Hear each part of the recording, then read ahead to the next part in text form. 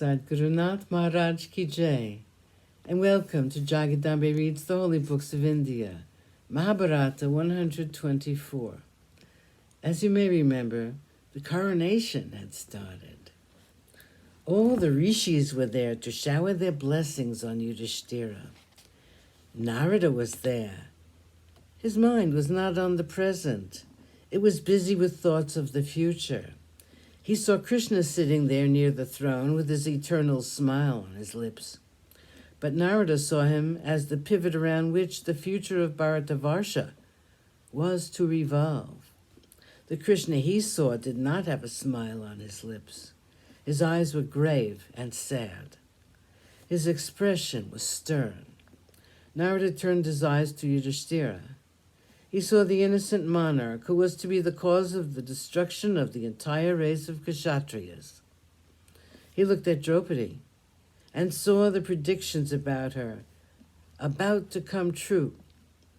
Duryodhana was even now biting his lips to hold back the envy and fury in his heart. Shakuni, with his crafty eyes, was watching the whole show. A smile of disdain could be seen on his thin lips. Narada looked at Radeya, the noble Radeya, the greatest giver of all times. Poor, ill-fated Radeya. Narada saw as in a picture the death of Radeya at the hands of his brother who knew him not. He saw all the sons of the blind king being killed by Bhima. He saw the war field, the great Kurukshetra, strewn with the bodies of all these many Kshatriyas. Bhagadatta, Vinda, Anuvinda, and this entire galaxy of princes were on the battlefield, dead. Detached as he was from all earthly bonds, Narada's mind was filled with a vast pity for all these princes who were doomed, every one of them. Chapter 6, Krishna, the Guest of Honor. The coronation was over.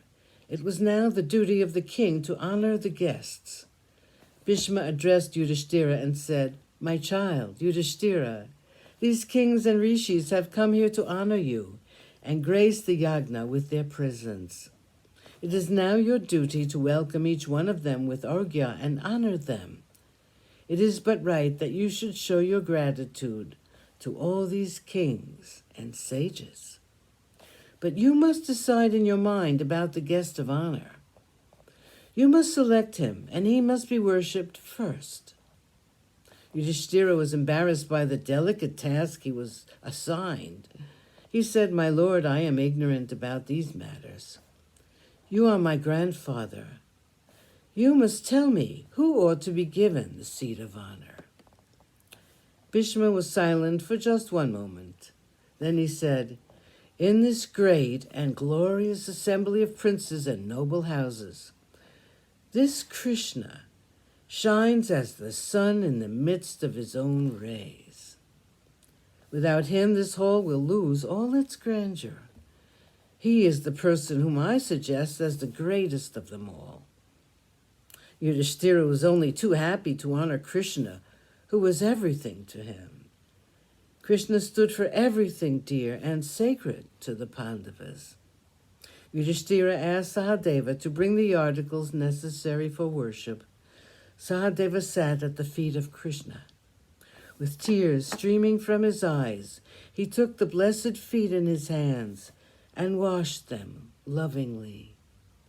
The arghya was given. The puja was over. Flowers rained on Sahadeva and Krishna. There was silence in the assembly.